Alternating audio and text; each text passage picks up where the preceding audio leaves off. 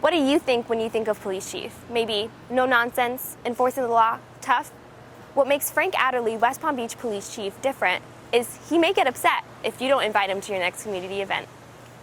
If you can wait and not be tired of waiting, or being lied about, don't deal in lies, or being hated, don't give way to hating, and yet don't look too good, nor talk too wise.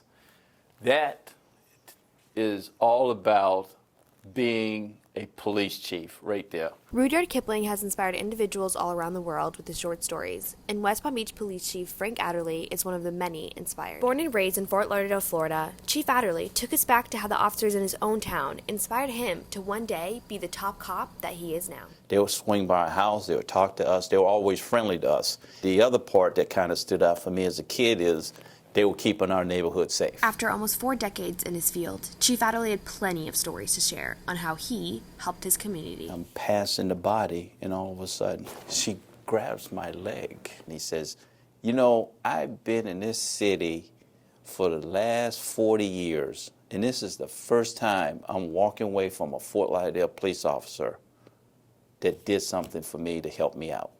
As soon as I walked into the emergency room, and he's the ER doctor, so right away, he took care of me and brought me back. And after looking back, he realizes why his job is so rewarding.